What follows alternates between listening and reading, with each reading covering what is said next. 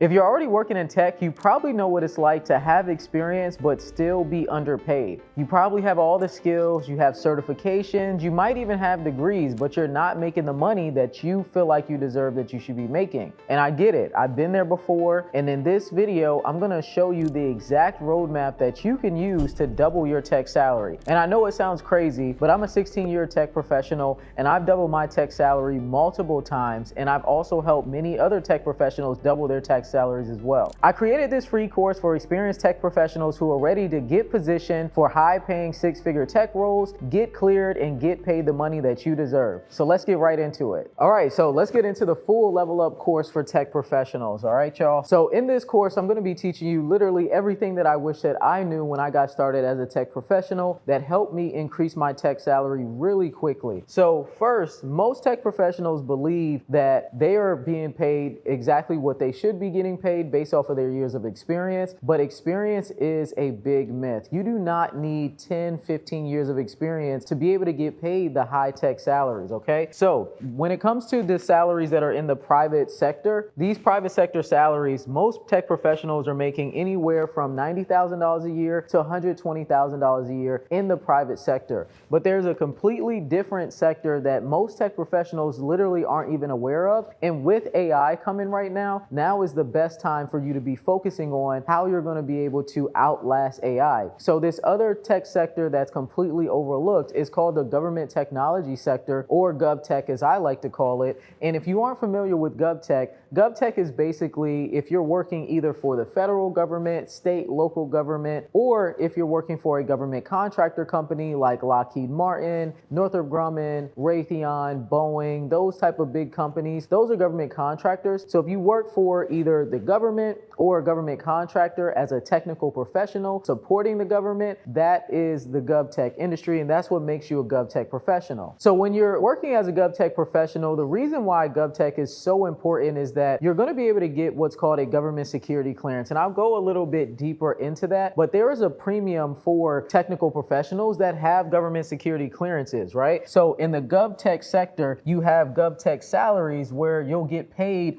much more money just for having a clearance, all right, y'all? So when you have a clearance in GovTech, you can literally work the same exact roles that you're working right now in the private sector, but because you have a clearance, you get paid anywhere from $150,000 to $200,000 plus a year. Like literally, I know help desk professionals that are making six figures in GovTech. I've seen help desk roles pay anywhere from $130,000 to $150,000 just in help desk. And I know it sounds crazy, but trust me, it's out there, and it's all because of the government security clearance. So the difference that you're missing right now in your career is not having the right positioning, not having the clearance, and not having strategic certifications to be able to show that you can provide enough value to these companies to where they'll pay you the high salaries. So you're worth way more than what you think once you decide to step into the GovTech realm. So why are government security clearances so important? So government security clearances are basically where the government says, hey, we trust you with our secrets, we trust you with our classified data, and as you go through the government security clearance process, you will be granted this government security clearance, which opens an entire new world of tech to you. So less than 5% of tech professionals have an active security clearance, okay? So when you have an active security clearance,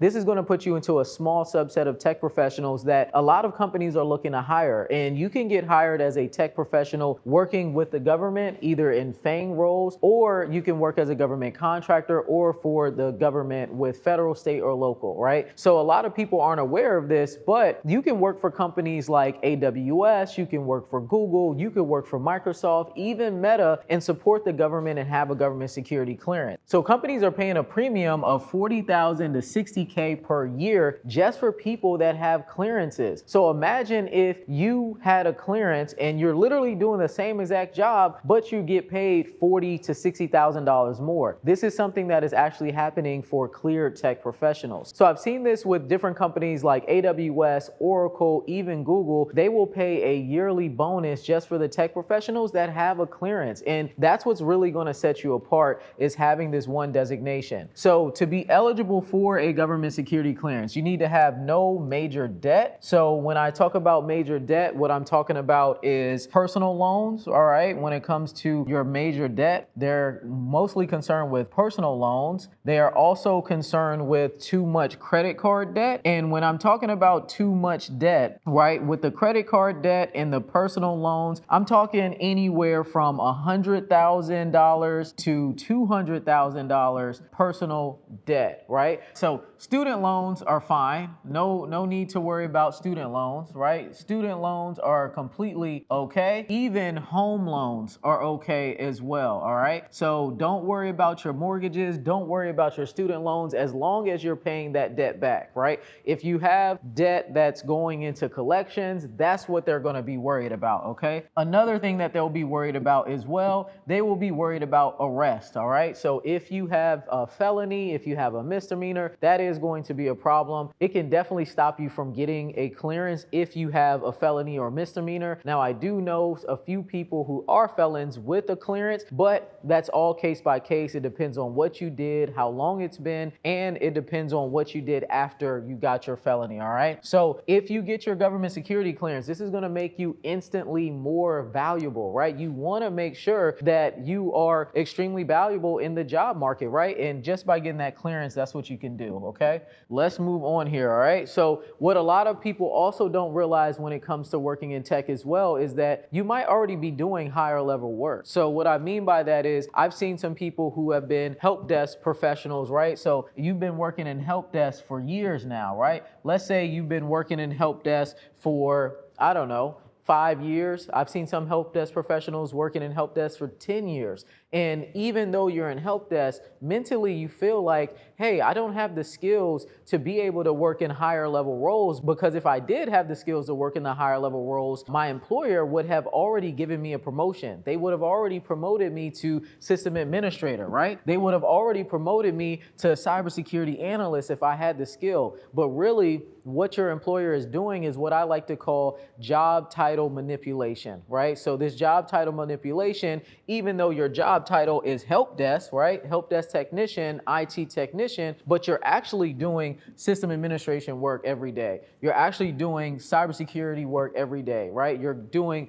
vulnerability scans. Maybe you're doing some identity access management work. Maybe you're doing username, password updates. Maybe you're also doing patching on the systems, right? I know for a fact that if you've been in help desk for longer than 12 months, you are doing way more than help desk work, all right? And that is where the big difference is, okay, y'all? So the big difference is making sure that you are not victim of job title manipulation, all right? All right, you wanna make sure that you aren't a victim of job title manipulation, because this is what is keeping your salary low, right? You wanna make sure that if whatever type of work that you're doing, you are positioning yourself as that type of technical professional, right? So even if you've been in help desk, right? Maybe you've been in help desk for 5+ years, right? You've been in help desk for 5+ years. So instead of your resume reading like a help desk resume, make sure that your resume is reading like a sysadmin resume or a cybersecurity analyst resume, right? So at the top of your resumes, and we're gonna get into this in a little bit, when it comes to your resume, you wanna make sure that it's reading for the job that you wanna get, not the job title that you already have, right? And this is what separates people when it comes to getting the high salaries versus the technical professionals that do not get paid the high salaries, right? So if you feel like, man, this is me, like every day I'm doing work that's well outside of my job description,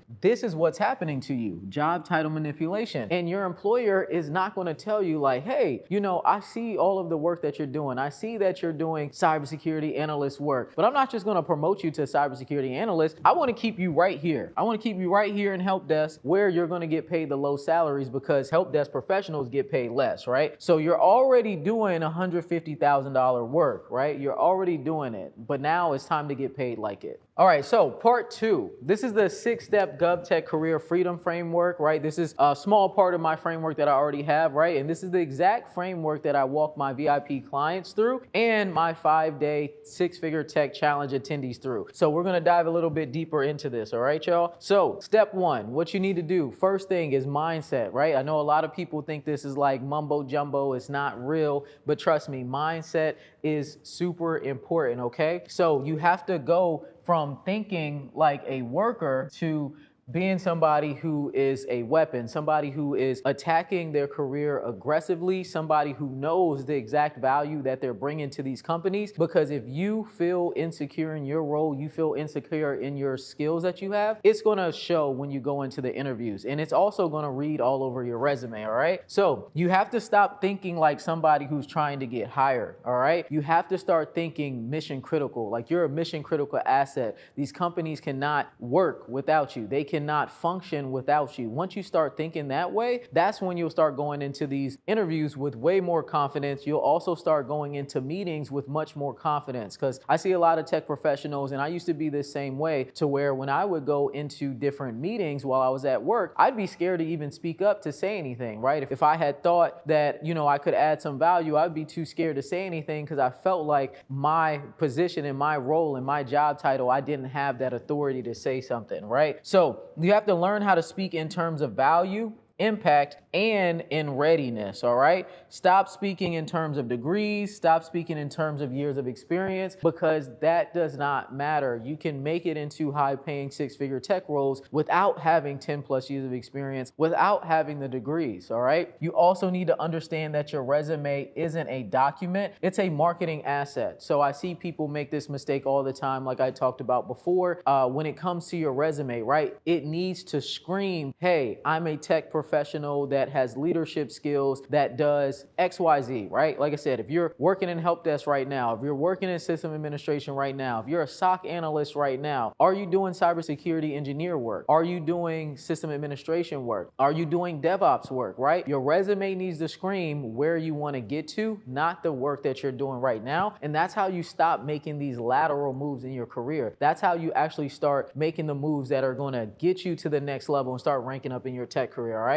So I want to tell you a quick story about how I was able to double my tech salary the first time, right? So the way that I was able to double my tech salary initially was just by realizing like, hey, the skills that I have, they're actually really valuable, and I know I can do more work. So I was working at a company when I had first got out of college. So I was working at this company as an embedded software engineer, and I had always wanted to get overseas and start doing overseas work. So at this time, when I first started working at the company, I'm talking to my coworkers and I'm literally asking them like, hey, I want to work overseas. How can I get overseas? And my coworkers are laughing at me and they're telling me, hey, the only way that you're going to get overseas, you're not going until you're 40 years old, like bare minimum, right? And at this time, I'm 22 years old, but I knew that I was going to be able to get overseas because nothing was going to stop me. So I told them I was going to figure it out myself, because obviously they weren't going to help me. But I did tell my manager at the time, like, hey, I want to go overseas. Like, this is what I want to do. I know I'm an embedded software engineer now, but I know I want to go work overseas, right? So basically, so now again, I was on my own trying to figure out exactly how I was going to be able to get overseas. So when I started looking on the internal career website, I looked for a while because it took a long time for me to find an overseas position that wasn't a senior level position, right? And so again, at this point, I'm 1 year into working at this company out of college. I ended up going to college for computer science, and I had a basketball scholarship as well. So when I'm working this job, right, I'm looking at the internal career site, and I finally ended up finding a position that was mid-level, right? It was a mid-level radar system engineer position, and it was for overseas roles. And so even though I was already writing code for radars, the type of things that they were asking for on the job description, I didn't necessarily meet every single qualification that they were looking for on the job description, but I knew I had previous experience that I could apply to this role. So I ended up contacting the hiring manager. I sent him my resume. I said, hey, I think that I'm a great fit for this role. And he said, hey, yeah, your resume, it does look good. You are a great fit. You do have what we're looking for, but you don't have your Security Plus certification. And I had to go get that certification first, because he told me that we're not interviewing anybody who does not have the Security Plus certification first. So that also brings me to saying, even though I didn't have everything that they were looking for this job, I didn't have all the years of experience, my resume still screamed, hey, she can do this job, even though she doesn't have all the experience. The only thing that was stopping me at this point was not having the Security Plus. And we'll get into how valuable the Security Plus is in a little bit as well. So step 2, we're going to talk about the clearance strategy, all right? So like I said, it's very valuable for you to get your clearance, and I'm just going to break it down, these different levels here for the clearance.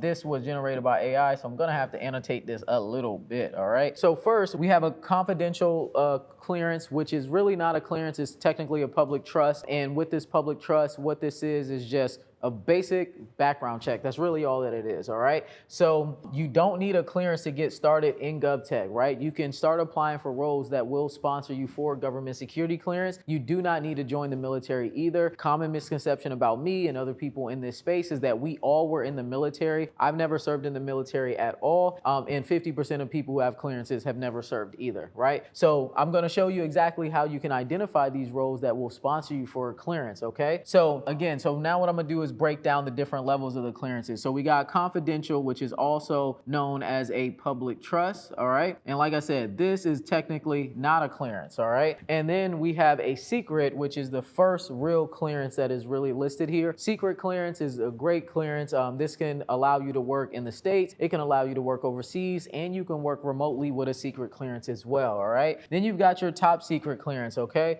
So you got your top secret clearance, which is your TS, right? Top secret, you can still work remote, but roles do start to want you to start to come in just because of the nature of the job. And then from there, you have a top secret SCI clearance, all right? So you have a top secret SCI, which is like next level up, and it just gives you access to specific cleared programs. Once you get to this level right here, top secret SCI, typically what you're doing is supporting the intelligence agencies, the intelligence community, right? So NSA, CIA, DIA, DISA, you know, all those type of companies, DARPA, all these type of government agencies, right? And then from here, next level up from here, you've got top secret SCI, and then you have CI polygraph clearance, all right? So you got your CI poly. Now, this polygraph level here, this is where, you know, everybody does not want to get a polygraph, and I don't blame you, right? So polygraph clearances, that's where you strap you up to a lie detector test. Everybody's not comfortable with it. You do not need to go to this level right here if you do not want to. If you don't want to get to that level, you don't have to, right? But I'm just gonna cover it. And then CI poly, what that is a counterintelligence polygraph, and they're really just trying to figure out if you're a terrorist, have terrorist ties. Then from there, we got our full scope lifestyle polygraph, all right? So you got your full scope lifestyle poly. So full scope lifestyle, all right? And now for these, right, this is what you're gonna be looking at typically when you're working NSA, CIA, FBI, all of those type of agencies. That's where you're looking at the full scope lifestyle poly, right? So you got your TS, SCI,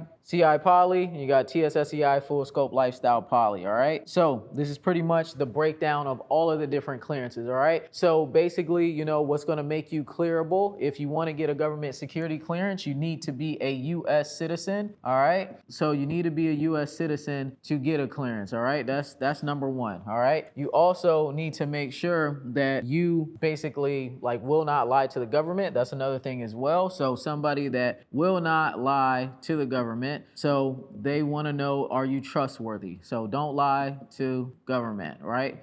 That's pretty much what they're looking for there. Also, they want to make sure that, again, like I said before, you're somebody who doesn't have too much personal debt, all right? So somebody that doesn't have too much personal debt, and somebody who, this is the last one where a lot of people, you know, you might not like this one, right? Let me fix this. All right, and then the last one as well is like, if you do smoke weed, you do drugs, things like that, they are not gonna like that. You will not be able to get a clearance. You need to stop doing whatever type of stuff you do, right? So does not do drugs, all right? And you can stop now if this is the route you want to go down, right? But this is pretty much like the lifestyle of somebody who is going to be able to get a clearance. And then also they're going to want to know where you travel to as well, right? So that is something that comes up as well is like where you travel to. And another thing that comes up too is like if you have dual citizenship, the countries that you have dual citizenships with. So pretty much if they're like allied countries, you pretty much have no issues. But when it comes to the government security clearances, right, the lifestyle that you live, it's, some people think that like they can't do anything, but that's not the case, right? I've lived all over the world. I've lived in Japan, I've lived in Taiwan, I've lived in South Korea. I've lived my life. I've traveled all around the world. I've had fun, and having a clearance has not stopped me from doing that, right? The only thing that a clearance stops you from doing is things that are illegal, right? So if you are somebody who wants to do things that are illegal, then yeah, I mean, a clearance in this lifestyle might not be for you, right? But that's basically the clearance breakdown, okay, y'all? All right, so next step 3 is gonna be your resume and your LinkedIn positioning, all right? So difference between private sector and GovTech, right? So really private sector is even, you know, government contractor companies, right? But really what we're talking about here is like, let's say all of the other tech companies versus GovTech, which is federal government contractors, right? So when it comes to your resume, what you wanna do is start focusing on tools, technologies, and skill sets that the government sector really focuses on and that they really like, right? So on your resume, right? So like, let's say, for example, a lot of people are in cybersecurity and things like that, and a lot of people are doing technical roles, whether it's with system administration or whether you're, you know, software engineer. You just want to make sure that your resume is leaning more towards that side, right? So like, let's say, for example, if you're in cybersecurity, you want to be focusing on NIST 800-53. You want to be focused on like STIGs, risk management framework. You might have heard of FedRAMP. FedRAMP is basically a process that approves software to be used by the government. Also, DoD 8570. This is really big, right? This is really big, and this is why the Security Plus is so important, is DoD 8570. So I want to cover that as well. And then also making sure that you have on your resume too that, you know, you're like clearance eligible, all right? So when it comes to repositioning yourself on your resume, like I was telling you all before, right? When it comes to the different resumes and the type of resumes that perform the best in GovTech, I'm gonna show you an example of a resume, but you definitely wanna make sure that your resume is reading towards the roles that you're trying to get, right? So on the resumes that I like to make, I always like to have, you know, you have your name, right? First, last name, all right? On your resume, you know, you got your email, you know, phone number, all right? And then from there, what I like to tell people to do, and my template basically, is you wanna have the role that it is that you wanna try to get, right? So like, let's say if you were trying to get a help desk job here, right? You would have like help desk here, right? Up at the top of your resume, right? And then from here, you would have your professional summary, right? You have your professional summary here. And then from there, you're gonna start getting into your education and then your technical skills and so on and so forth. But let's say you're a help desk professional that's actually been doing more work outside of help desk, right? Maybe you're doing something well outside of help desk. Maybe you've been doing a lot of system administration work, right? So instead of on your resume, instead of your resume saying help desk at the top, I would tell you to put, let's say you focus on Linux, right? I would tell you to put Linux system administrator at the top of your resume, right? And the reason why is because when a recruiter reads your resume, this is what they're paying attention to, right? They're paying attention to the headline. So if you're working help desk and you've been in help desk for 5+ years, and then a recruiter looks at your resume, even though you applied to a Linux system administrator role because you do Linux sysadmin work on the day-to-day, if they come onto your resume and it does not read Linux system administrator, it reads help desk, and all your experience is help desk, help desk, help desk, they are not going to view you as a Linux system administrator. They're going to view you as a help desk professional because your resume says help desk at the top, right? So instead of you putting the role that you're currently working on your resume, put the role that you want to get. You want to become a Linux system administrator, but you've only done help desk work, put Linux system administrator on your resume, right? It's already reframing yourself and it's reframing the recruiter to see like, okay, yeah, like they do only have help desk experience, but I see in their experience that they have listed in their help desk job that they're doing a lot of Linux system administration work. They're doing Linux server management. They're doing Linux process management or Linux storage management, right? So they're doing all these different things. And then that's another big thing as well on your resume is making sure that whatever type of job that you're applying applying for, your experience that you have listed is talking about how your experience aligns to that job, right? So I see a lot of help desk professionals do this as well. I see a lot of help desk professionals and other tech professionals. If you're trying to get a role that's at the next level up, instead of you talking about what type of experience you have that relates to that role, you'll just put like, whatever it is that you're already doing, or your just standard resume stuff, right? So for example, let's say for help desk, you're doing like, you're handling tickets. If you're applying to a Linux system administrator job, they don't care that you've been handling tickets, right? What are you doing that's Linux based? What are you doing that's Linux system administrator based, right? Let's say that you are a SOC analyst, but you want to become a cybersecurity engineer. What they don't like, they do like the skills that you have in the SOC, but what are you doing that's cybersecurity engineer focused, right? What are those engineering type skills that you have? What problems are you solving? Not just like handling alerts and triaging alerts. Like, what are you actually doing to actually resolve those alerts and resolve those vulnerabilities that are coming up, all right? So you want to make sure that you're focusing on these things with your resume, okay? And then even when it comes to your LinkedIn, right? On your LinkedIn, I see a lot of people, we're going to get a little bit deeper into this too, but when it comes to your LinkedIn profile where you end up only putting just your job title on your profile, like that's the worst thing that you can do, right? Do not only put your job title on your LinkedIn profile. And the same thing as well, like if you're working help desk, but you're trying to get system administrator roles, or if you're a SOC analyst or cybersecurity analyst and you're trying to get a cybersecurity engineer role, make sure that that's how your LinkedIn is reading. So then that way you're getting contacted by recruiters that are looking for cybersecurity engineers, that are looking for Linux system administrators, that are looking for DevOps engineers, right? That's how you want to position yourself on LinkedIn. All right, so step 4, right? The one certification that changes everything, right? Remember I told you the story I had a little bit earlier on when I was working at my job and I was trying to get overseas, but the hiring manager had told me that I needed to get the Security Plus certification. So the Security Plus certification is pretty much the most important GovTech certification that's out there, and it has nothing to do with cybersecurity, right? I know a lot of people, they end up seeing my content other places on Instagram or TikTok, and when they see my content, they're thinking, oh yeah, she just talks about Security Plus for cyber, but that's not why, right? Security Plus is in GovTech is what actually gives you root access, all right? Security Plus will give you root access in GovTech, all right? So if you do not have the Security Plus, you will not get root access, right? So root access, admin access, and privileged user access, which is pretty much what you're always here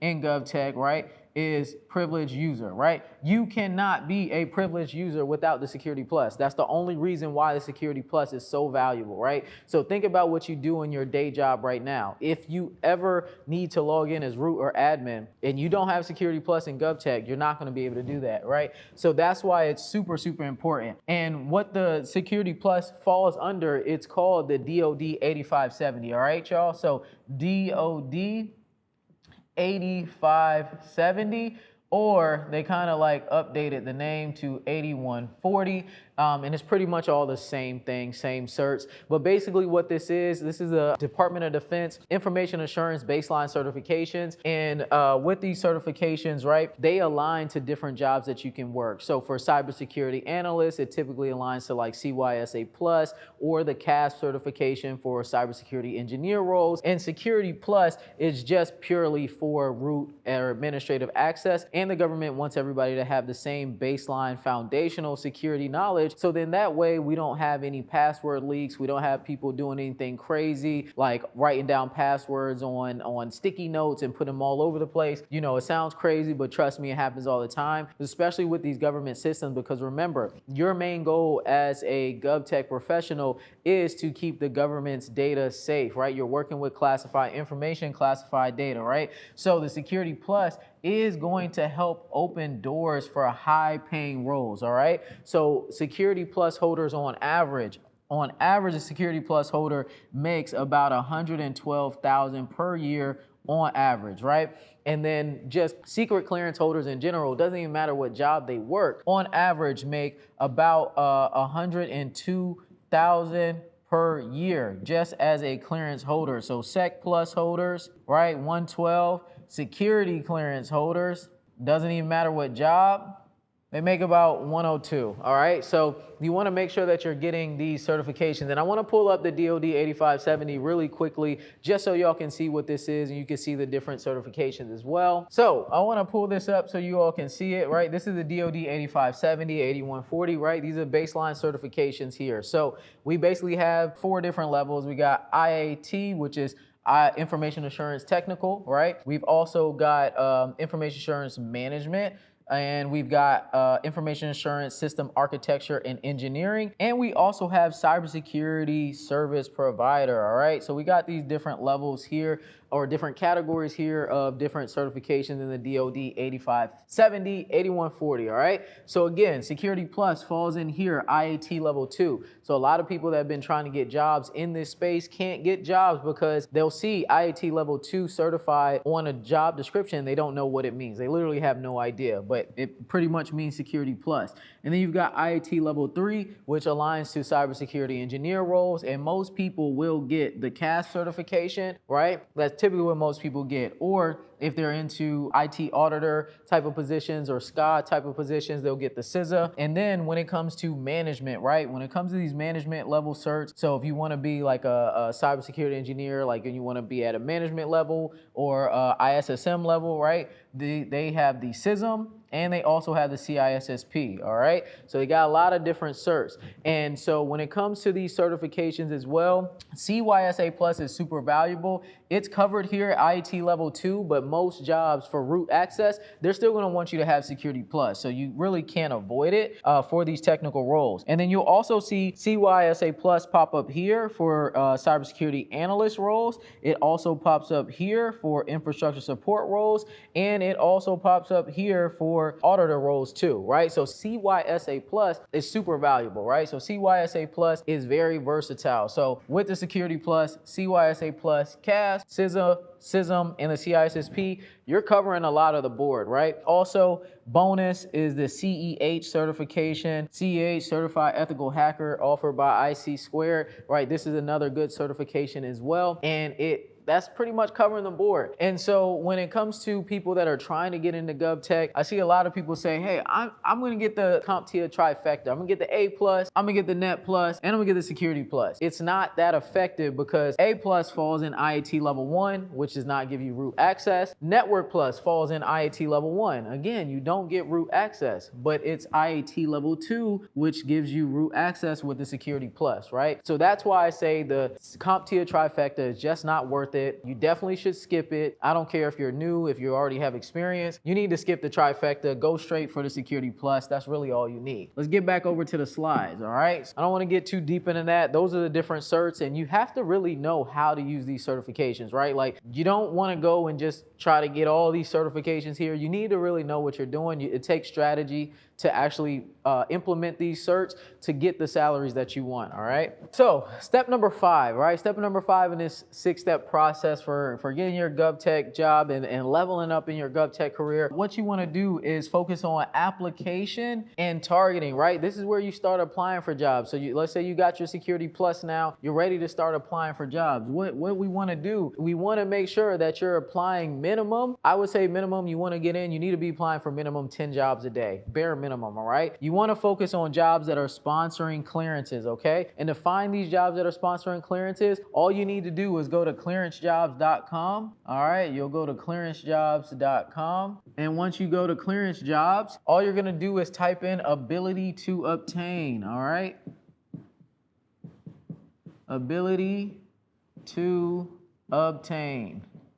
That's it. That's what you're gonna do. So when you type in ability to obtain, this is where you find the jobs that are sponsored clearances. You're gonna see job descriptions that literally say must have ability to obtain U.S. government security clearance. So that's what you're gonna do. Focus on those jobs, all right? You wanna focus on roles that are in your current skill lane, but not where you're at right now, right? So let's say you're working entry level, you're working mid-level, start applying to senior level jobs, right? And again, you gotta focus on positioning yourself. How can you position yourself to come in at a job title that is higher than where you are, that focuses on the skills that you already have, things you're already doing in your job, but your employer just isn't paying you for, all right? You also want to focus on companies with direct contracts. I highly suggest that you focus on companies that are either prime contractors, right? You don't want to start working with like recruiters. I know a lot of people like certain companies. I don't want to call anybody out right now, but there's some companies that people like that. I just recommend that you just go straight to the source. So either go on clearance jobs to find the jobs with the government contractor companies, or you can even get jobs with like subcontractors as well. Typically subcontractors, they work under the prime, and you get paid a lot of money. And if you probably might be wondering like, hey, why aren't you talking much about USA Jobs? I personally don't talk about USA Jobs a lot, mainly because of the fact that USA Jobs does not pay nearly as much, right? And if you want to get paid a lot in the federal government, you need to position yourself to come in at either a GS-14 or a GS-15 level, right? So on USA Jobs, like you're trying to get paid the big bucks, right?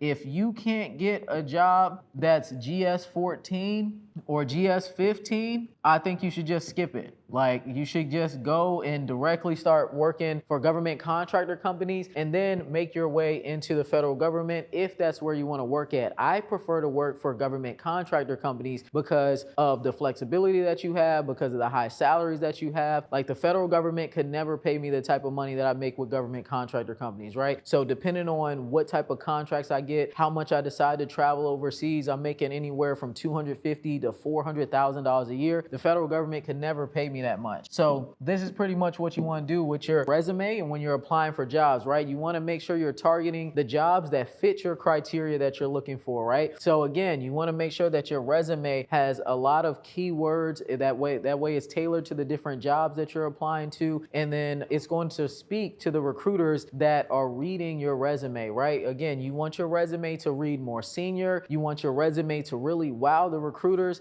and if it does not do that, you're gonna have a hard time getting interviews, all right? So step number 6, right? You need to make sure you're prepared for these interviews. You started applying for these jobs. Now you're starting to get some interviews rolling in. Make sure that you're prepared for these interviews, all right? So when it's time to prepare for interviews, of course, we've got behavioral interviews where they're asking you STAR type of questions, right? So I'm pretty sure everybody here knows STAR, but if you don't know STAR, right? STAR stands for situation, task, action, and result, all right? So when you have these behavioral questions, they'll say something like, hey, tell me about a time when you dealt with a security incident and how did you handle it? Or tell me about a time where you were working with some coworkers and they were difficult to deal with, but you had to come together to resolve an issue. How did you handle that situation? Those are behavioral questions, and those are the questions that really companies really want to know, because that's how they're going to judge how you're going to actually perform on the job and work well with the team, all right? And then you have technical questions too, right? So your technical questions are pretty self-explanatory. Make sure that you prepare for these technical interviews, right? Make sure you spend the time looking over the job description of the role that you already applied for. Spend at least a week preparing for this job. And once you go in to prepare for the interview,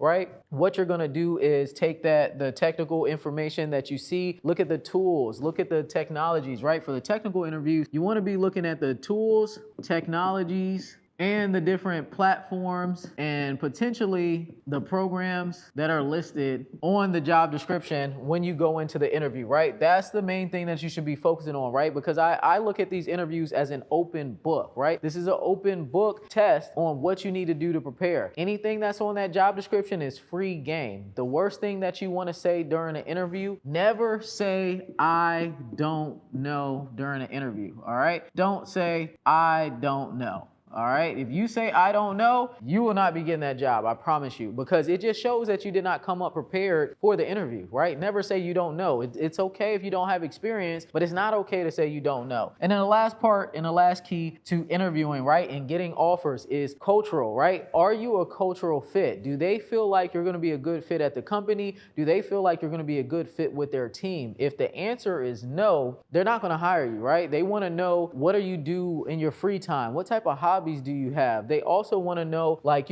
how you are, your integrity at your core, right? So, they might ask you, can you follow security protocols? Do you follow federal procedures? Things like that. And then they'll just ask you kind of about what you do outside of work in your day-to-day, all right? And that's just culture fit. A lot of people don't like those questions, but really when it comes down to work, right? We're all humans. We want to work with people that we like, all right? So part 3 of this course is going to be resume, positioning, and career roadmap to rank up in your tech career, all right? And we've already covered resume a bit, but we're going to just dive a little bit deeper, okay? So we want to make sure that with your resume, right, you have a strong title on your resume, you have a strong professional summary on your resume, all right? You want to make sure your professional summary is talking about the impact and the value that you're going to bring to the companies, what type of tools and technologies that you're really good with. You know, what do you consider yourself a subject matter expert at, right? Or a SME, right? You want to make sure you're focusing on that and positioning yourself as a leader, and that you're going to be able to provide value day one. You also want to highlight your achievements, right? What have you achieved at your role that you're working right now, right? Or in the past, right? You want to make sure you're using metrics, quantifiable data, right? So maybe percentage of uptime, what type of budget did you save, like in terms of money, right? How many systems have you managed, right? You know, talk about all the quantifiable things that you can, right? Also, you want to showcase compliance and mission language throughout your resume as well, right? So like I said, you know, when it comes to GovTech, everything is about the mission. So if you really focus on how you were really thorough in doing your job and everything was about making sure that the clients were happy, the customer was happy, that's mission focus, all right? And then just make sure that you have the right tools on your resume. AWS, Azure, Red Hat Enterprise Linux is really big in GovTech. Everything runs on Rail in GovTech. VMware is huge. Nessus is huge. Splunk is very big as well.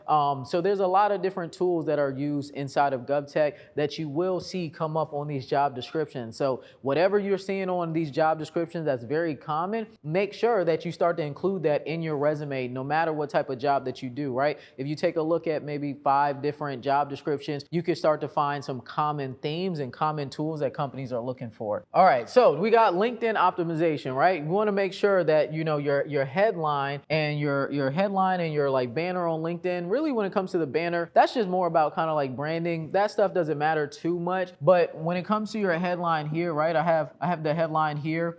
You want to make sure that your headline, like I had said before, don't make your headline just whatever your job title is. I see a lot of people just only have the job title, right? Have your job title that you want, and then also have whatever certifications that you have. And then if you have a clearance, it's okay to put that you're cleared as well, right? And then you also want to make sure your about section is a story-driven intro, talks about your skill set, and it also talks about, like, you know, how you're mission focused, security focused. I feel like whatever it is that you do right now as a technical professional, security is always a focus, right? Everything's about keeping everything safe. So make sure that you go through and start to optimize your LinkedIn, all right? That's going to be a key here. So let's just dive a little bit deeper on strategic positioning and how you can elevate your professional identity, right? Remember, you have to view yourself as more than what your current employer is paying you for in the job title that they already gave you, right? So you got to understand the difference between job duties and the difference between professional value, right? Because what they put on your job description is one thing, and what you're doing on the day-to-day is one thing, but how do you actually present that value to these employers, right? And also, just because your job description says that you do one thing doesn't mean that on your day-to-day job you're not doing something completely different, way outside of your pay range, way outside of your pay bracket, all right? So you need to reframe your day-to-day responsibilities as high-level outcomes and the value that you're bringing to these companies, right? Like, what type of impact is it that you're making with your day-to-day responsibilities, all right? And make sure that you're not positioning yourself by your job title,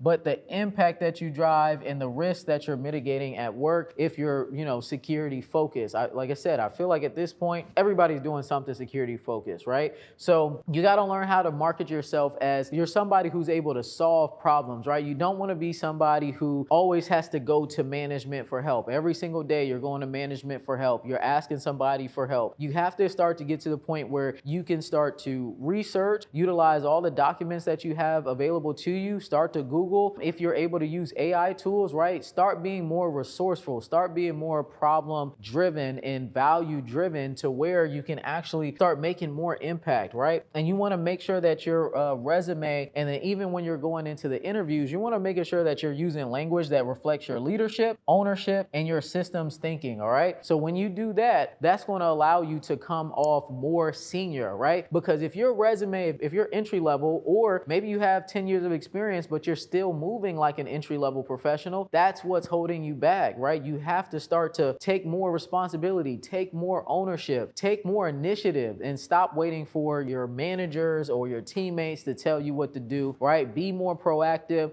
start focusing more on documentation, systems, efficiency, things like that, and even if you upskill, if you see there's a gap, somebody on your team is not doing something, that's a great opportunity for you to start to fill that gap and show like, hey, I can step up and I can be a leader here on this team. So example of strategic positionings, all right? So instead of just saying that you reset passwords in Active Directory, right? Instead of saying that, you could say you maintain access integrity, supported account lifecycle compliance in Active Directory environments, right? So instead of your resume just having this, plain basic bullet point, right? Saying what your responsibility is, I'm responsible for resetting user passwords in Active Directory. Change that to maintain access integrity and supported account lifecycle compliance in Active Directory environments. And then here's another example as well for strategic positioning. Instead of just saying you're responsible for patching systems monthly, you executed STIG-based patch management strategies for classified infrastructure, right? So again, everybody's probably not in a classified space right now, but this is a great example of how you can strategically position yourself and redo your resume bullets, all right? So here's pretty much how you want to rank up your tech career, right? This is really the roadmap for ranking up your tech career, okay? So if you're at year 1 or 0 to 1, right, this is going to be more entry level. First, you need to get your security plus, right? And even if you're experienced, right, you want to make sure, like, if you do a role that's going to require you to have root access, you got to get your security plus. So here, right, entry level, we're looking at, you need to land a job that's going to sponsor your clearance, right? This could be help desk, this could be junior system administrator, this could be IT technician, this could be IT support, things like that. If you already have a clearance, you could go into the SOC, right? You could do that if you have a clearance and you get the security plus, all right? Year number 2, right? This is going to be kind of building on your foundation. This is your first real professional year in your career. You could job hop here, but you have your clearance. You want to start, doing more things that are focused on stigging, RMF, documentation, increasing your responsibility and upskilling here, right? You can even get more certifications right here. Now, year 2 to 3, you're mid-level, right? So now this is when you want to start moving into more mid-level roles, right? You want to start seeing like, what can you do to take ownership of? What can you be a leadership of? So for example, when I worked overseas in Taiwan, I was able to go from being a level 2 engineer, right, to a level 4 engineer with just one job hop, right? And I was able to do that because when I was working in Japan as a radar system engineer, when I got there, my salary was $140,000, right? So I made that transition overseas, right? So when I was in the States, I was making $72,500 a year, made the transition overseas to Japan, that bumped me up to 140, all right? So I was in Japan for 18 months. My next role after that was in Taiwan, and I was a senior test engineer level 2, which is a principal level engineer. At this point in time, I'm 27 years old. I only had 3.5 years of professional experience, and I was already a principal engineer, right? But it's because, one, I worked really hard when I was in Japan. I did all of our day-to-day tasks. I was stepping up. I was backfilling as a system administrator. Anywhere I saw gaps that I could fill in, anywhere that I could upskill, I was there, and the team knew that, right? And so when I got over to Taiwan, I was actually one of our night shift leads. So I'm 27 years old at this time, night shift lead. I only had 3.5 years of experience. So, I was able to really come in there and make a big impact on that team. And then also year 3 through 5, right? You need to start going after senior level roles, right? So if you have 5 years of experience, you definitely should be at senior level roles. But really, if you really want to push it, once you reach year 4-ish, year 3, year 4, start pushing for those senior level roles and start really upskilling and making sure you're talking about that value, right? So some people want to go like program manager, project manager, senior engineer roles, or you can go like consultant roles that are paying $200,000 a year plus. If you do that, it's going to help out a lot, right? So year 5 plus, this is where if you really want to get to that next level, right? With the technical skills that you have, you can start focus on getting your own 1099 contracts, C2C contracts, which is corp to corp inside of GovTech, and that can really take you off in terms of salary, okay? So that's really the roadmap that you want to follow. So I want to show you just some client case studies here as well, like people that have actually taken this advice that I've talked about today in this this course, they've taken this advice and they've literally completely changed their life, right? So my client Branford here, he went from help desk to making $135,000 a year in just 8 months. And he was able to do this by getting the Security Plus. I told him exactly where to go apply at for jobs overseas, and he was able to double his salary in just 8 months, all right? So he went from making, really, I think he was about more like 65K, but I think he went from making about 65, 70K to $135,000 in 8 months. And he was able to get sponsored for his clearance when he worked overseas as well. He ended up getting a job overseas in Qatar, right? So again, it's about how you position yourself, right? He never thought that he could get out of help desk that soon, and he definitely never thought he would be able to double his salary that soon either. So we also have Jacqueline. Jacqueline, she is somebody who she was able to go from $60,000 a year. She was actually completely unemployed, and I was able to get her back into tech, and she was making 6 figures, right? And she was able to do that by utilizing my resume value proposition framework, and she started applying to these jobs that are going to pay her higher salaries, right? So if you continue to apply to jobs that don't pay you what you're looking for, if you know you only want to make 6 figures, you need to only be applying to jobs that are going to pay you 6 figures, right? If you know you want to make $200,000 plus a year, you need to only be applying for jobs that are going to pay you $200,000 plus a year, all right? So that's exactly how I was able to do that as well. I made it up to $275,000 a year at a GovTech cybersecurity startup as a federal technical account manager, and it was about strategic positioning and strategic job targeting as well. So she was able to get a role paying her 6 figures too. And then we got David, right? David, he went from working at Best Buy, Geek Squad, and he was making $14 an hour at Best Buy to 18 months later, he was making $269,000 overseas as a cybersecurity analyst. So this was a multi-step process for David, right? He had failed the Security Plus a couple of times. He ended up coming to me. I showed him what he needed to do to pass the Security Plus. He passed the Security Plus about 6 weeks later. It showed him like the interview tips that he needed to follow, everything he needed to follow. And then I ended up putting him with somebody in my network that got him a job that sponsored him for a pretty good clearance, right? He was able to get his top secret clearance. And then once he got his top secret clearance, this put him at $50,000 a year. He moved to New Mexico. He was making about 50K. He had reached back out to me and said, hey, Simone, you know, I want to get overseas just like you. So I showed him where to apply at, told him exactly how he needed to position himself. So he was able to go from help desk to cybersecurity analyst overseas. He was out in Kuwait, I believe, and he was making $269,000 a year, and he did it in 18 months. So you really can make huge leaps in your career if you use all of these strategies that I talked about here in this course. So here's part 5, the 90-day roadmap to your 6-figure GovTech career, all right? So you want to make sure that you do a resume and LinkedIn audit, all right, y'all? So do a resume and LinkedIn audit, see exactly where you need to improve at there. You want to make sure if you need root access, you got to get your Security Plus, all right? You got to get your Security Plus. You can use Professor Messer. Professor Messer completely free here on YouTube as well. You can also use Get Certified, Get Ahead by Daryl Gibson. That's his book. And then also Jason Dion, he's got a Security Plus course on Udemy, about $20. If you want to do practice tests, you can use CompTIA CertMaster. That's their official test. Or you can use Pocket Prep, and I definitely recommend you use flashcards as well. You want to start looking at jobs that are sponsoring clearances, right? So start looking at clearance jobs, start seeing what jobs sponsor clearances,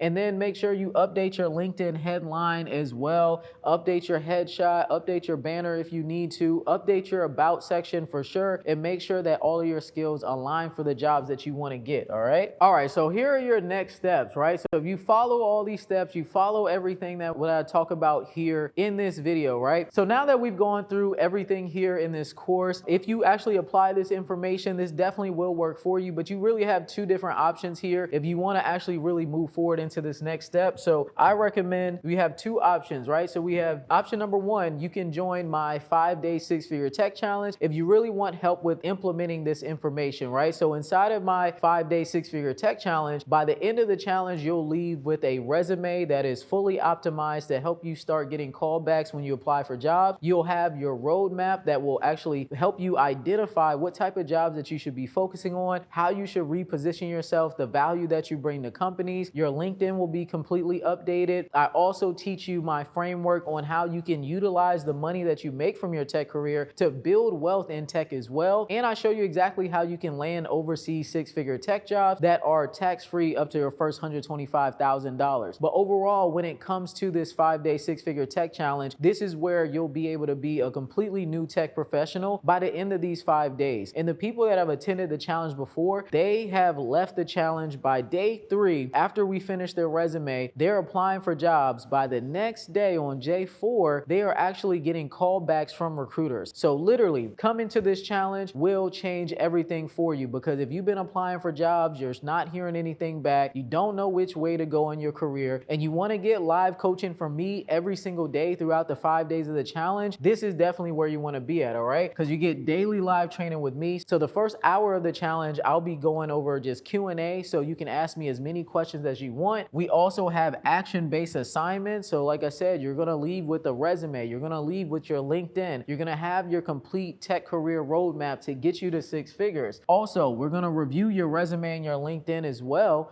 so that way you're actually able to get some jobs. And like I said, we have live Q&A sessions, and I'm going to be teaching you this training for the 5 days. So literally, this 5-day 6-figure tech challenge will change your life if you want to be able to get coaching by me at an affordable price, right? So make sure you grab your 6-figure 5-day tech challenge ticket. I recommend you get a VIP ticket, because VIP is the only way that you can actually ask me questions. With VIP, you'll actually get the recording of the challenge as well, and you're going to be able to have just a really good experience that's completely different from a general admission ticket. So that link will be in the description below, so you can join the 6-figure 5-day challenge. I can't wait to see you there. And then once you join the challenge, let me know that you came from YouTube, because I definitely want to shout you out. You watch this video as well. And then option number 2, right? If you already know, like, hey, based off of the content that you've seen here in this video, based off of the content you've seen already on YouTube and how I've helped other people get to $100,000, $200,000 plus salaries, and you know you want to work with me right now, you don't want to waste any more time, you just want to get to the results immediately, I recommend that you apply to work with me one-on-one. So I have a one-on-one VIP inner circle, and in this inner circle, we have a lot of things that are included with it. So you're going to get 3 custom written resumes by me, where I will literally be making your resumes for you. And these are the same type of resumes that I use to land these high-paying $200,000 plus year tech jobs, because I've been making over $200,000 a year in my tech career since the age of 25, all right? You're also going to get application support as well. So my team will apply to 500 jobs for you, and we have an exclusive job board that includes jobs that are sponsoring clearances as well, that's only available to my clients that work with me. You will also get unlimited one-on-one coaching calls, for either 3 to 6 months, however long you decide to have these unlimited coaching calls. These calls will be with my team of GovTech professionals. So I have 15 plus year tech professionals as well that work with me that will be on the one-on-one coaching calls. I also do a group weekly coaching call once a week to help you and answer all of your questions. We also do interview training as well. So we do bi-weekly live mock interviews, and we do salary negotiation training too. And you will get direct access to me in Telegram. This is going to be a private VIP inner circle only group chat, and you can ask any questions that you want. There's other 6-figure tech professionals that are in there as well that are literally have already done what you're trying to do or on the same pathway as you as well. So make sure that you apply, because there's a limited amount of spots available. So make sure you apply. The link is going to be below in the description if you're ready to work with me one-on-one. And again, I don't work with everybody. It's just impossible. I can't work with everybody. But if you feel like you're going to be a good fit, fill out the application, and I can't wait to work with you. All right, so that wraps up my full course for experienced tech professionals to help you rank up in your tech career. So definitely make sure that you subscribe, make sure that you like, leave a comment. Let me know what it is that you're already doing in tech and how you're going to get to the next level in your tech career. But I cannot wait for you to use this information, because all of the information that I put inside this free course, same type of information that I cover in my 5-day 6-figure tech challenge. And then I dive even deeper when I work with my VIP one-on-one inner circle clients. So make sure you like, comment, subscribe, and I'll see y'all in the next video.